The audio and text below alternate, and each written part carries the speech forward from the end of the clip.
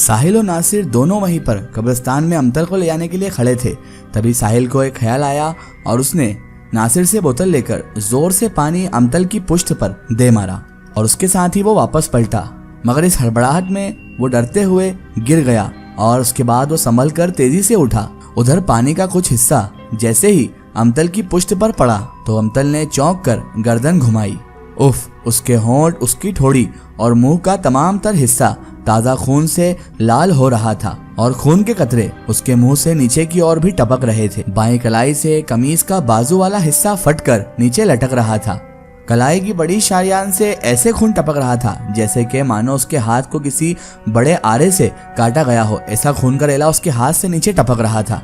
जब अमतल ने गर्दन घुमाकर पीछे झांका तब उसके लबों से दर्द भरी चंद आहें भी निकली थी। ऐसा लग रहा था जैसे वो बहुत ज्यादा तकलीफ में है और बहुत ज्यादा दर्द में है, तभी उसके मुंह से इतनी दर्द भरी आह निकली थी। और उसके बाद वो कमर के बल पीछे गिरी और उसके बाद वो बेसुध हो गई, बेहोश हो गई और उसके बाएं हाथ का पंजा दाएं हाथ की गिरफ्त में था। नासिर और साहिल दोनों कुछ लम्हे ये दिल खराश, ये दहला देने वाला मंजर देखते रहे। फिर साहिल ने थोड़ी देर बाद जरा हिम्मत की और उसके करीब जाकर, अमतल के करीब जाकर दम करा हुआ पानी उसके जिस्म पर और उसके मुंह पर उछाल दिया। अमतल के कराहने की, उसकी दर्द भरी आहों की आवाज आ रही थी। लगता है पानी ने अपना काम दिखा दिया है, साहिल ने बड़ी खुशी से नासिर से कहा। तो साहिल की बात सुनकर नासिर को भी हौसला आया और उसके बाद वो दोनों हिम्मत करके आगे की तरफ बढ़े। अमतल का बाजू जख्मी हो चुका था, कलाई पर दांतों के नुकीले निशान भी बने हुए थे। ओहो, तो ये अमतल का खून पी रही थी, साहिल बोला। और ये बात साहिल और नासिर दोनों के जल्द ही समझ में आ गई थी कि जो भी जिनजादी इसके अंदर मौजूद है वो अमतल का ही खून चूस रही है। फटी हुई कमीज का बाजू वाला हिस्सा फाड़कर उसके अमतल के हाथ पर पट्टी बांधी गई। उसके बाद साहिल और नासिर दोनों ने उसे उठाकर अमतल का एक एक बाजू अपने कंधे पर रखा और कमर में हाथ डालकर दोनों आगे बढ़ने लगे और ये तीनों फिर चलने लगे। अमतल भी चलते हुए अपने कदम को उठा रही थी, लेकिन वो दोनों साहिल और नासिर पर वजन नहीं डाल रही थी। तभी साहिल ने कहा, नासिर मैं इसे कंधे पर उठा लेता हूँ। साहिल झुका और अमतल को कंधे पर उठा लिया और उसके बाद कंधे पर लाद कर साहिल अमतल को आगे लेकर बढ़ने लगा। लेकिन कब्रिस्तान के गेट पर आते आते ही साहिल हाफ गया, क्योंकि अमतल इतनी भी हल्की नहीं थी कि उसे कंधे पर टांग कर कोई मीलों का सफर तय कर ले। तो नासिर ने उसे हौसला दिया और कहा, भाई बस हम आ ही गए, बस गाड़ी सामने ही है। उसके बाद नासिर और साहिल दोनों ने मिलकर अमतल को गाड़ी की बैक सीट पर लिटा दिया। वो दम करे हुए पानी की बोतल भी इन दोनों ने साथ ले ली थी। साहिल अपनी बाइक अपने दोस्त के पास ही छोड़ आया था।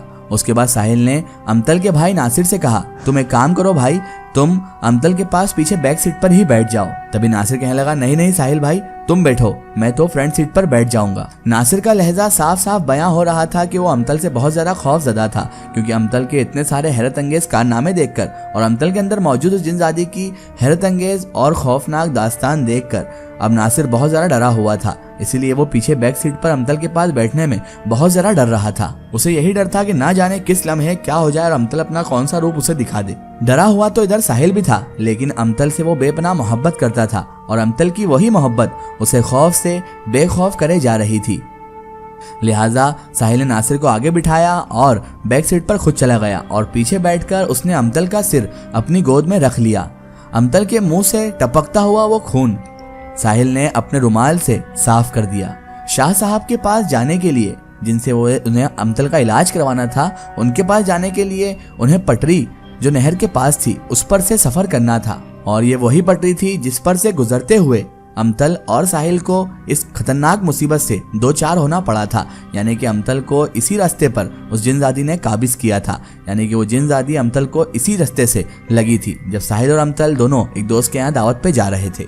साहिल था जो खिड़की से बाहर देखते हुए सफर कर रहा था और अब उससे धीरे धीरे अपना वाला सफर याद आ रहा था जब अमतल और दोनों बाइक से जा रहे थे। धीरे धीरे वो जगह अब करीब आ रही थी जहां पर इनकी गाड़ी पंचर हुई थी, जहां पर कब्रिस्तान भी मौजूद था, जहां पर साहिल ने अपनी आंखों से उस खतरनाक जिनजादी को देखा था। साहिल ने जैसे ही उस जगह को महसूस किया तो उसके पूरे जिस्म में खौफ की लहर दौड़ गई और फिर जैसे ही कब्रिस्तान की हद शुरू हुई, साहिल ने शीशे से बाहर देखना शुरू किया था। उसके बाद साहिल पता नहीं कैसे पर कब्रिस्तान में खो सा ही गया।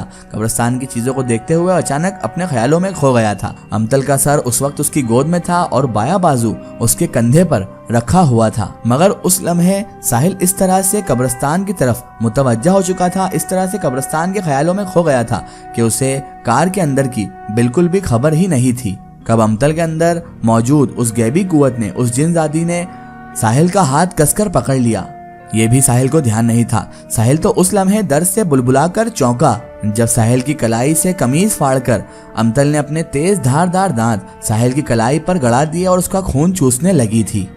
अमतल ने अपने दांतों से ही साहिल की कलाई की खून वाली मोटी शरियान नस काट कर उसका गरम गरम खून पीना शुरू कर दिया था। और उसके अलावा साहिल का बाजू अमतल ने इतनी जोर से पकड़ रखा था कि साहिल का उससे हाथ छुड़ाना अब नामुमकिन सा हो गया था, बहुत मुश्किल सा हो गया था।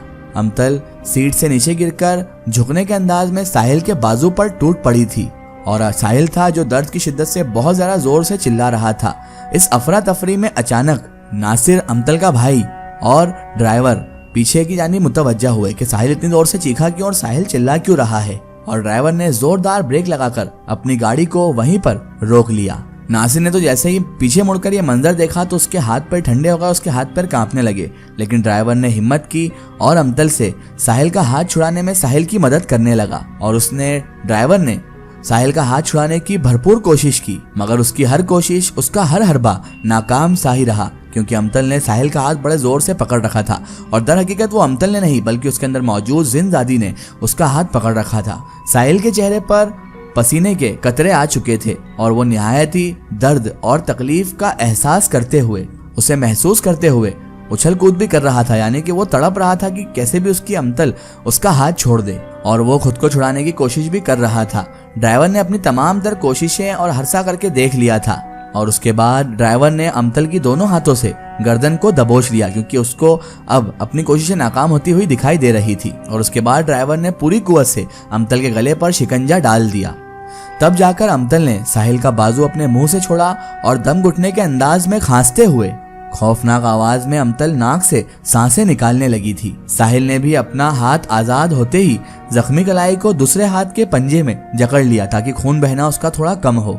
खून अभी तक रिश्ते हुए साहिल के कपड़ों को रंगीन कर रहा था। ड्राइवर ने जैसे ही अमतल की गर्दन पर गिरफ्त अपनी ढीली की तो अमतल ने धीरे से अपनी करवट बदली और ड्राइवर के चेहरे पर एक जोरदार सन्नाटेदार थप्पड़ मार दिया। ड्राइवर खुली खिड़की से बाहर निकल गया खौफ के मारे। दूसरी खिड़की से साहिल भी बाहर आ गया और उसके बाद उन लोगों ने खिड़कियां बंद कर दी। वो जरा दूर पर कदमों के बल जमीन पर बैठ गया और अब साहिल बेहद कमजोरी महसूस कर रहा था।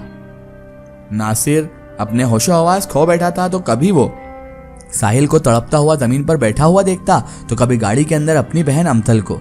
तभी अचानक एक जोरदार धमाका हुआ और गाड़ी की खिड़की पूरी के पूरी अलग होकर गाड़ी से उछलती हुई शहर की पटरी पर जाकर गिर गई। शीशे के जर्रात हर सू बिखर गए। अमतल गाड़ी से निकलकर और अचानक उसने वापस अपना वही रूप दिखाया और गर्दन उसने अपनी थोड़ी से लगाई और उसके बाद वो आगे बढ़ी और ये तीनों, नासिर, साहिल और वो ड्राइवर, खौफ से भागते हुए पटरी से नीचे की ओर कूद गए। नासिर का पैर फिसला और वो अनबैलेंस होता हुआ नीचे 10 फीट के गड्ढे में जा गिरा। साहिल भी अपने जख्मी हाथ को पकड़े हुए डगमगाता हुआ बमुश्किल पटरी से नीचे आया था और उसके बाद वो ड्राइवर नहर से पानी वाले हिस्से की तरफ भाग गया और फिर किनारे पर घास वाले हिस्से पर वो दूर तक भागता हुआ चला गया। अमतल ने गाड़ी से निकलकर पटरी से उतरकर मगरिबी जानिब कुछ फासला तय किया और उसके बाद सड़क पार कर वो कब्रिस्तान के अंदर चली गई। इसका एक स्टोरी हम देखेंगे इसके अगले पार्ट में।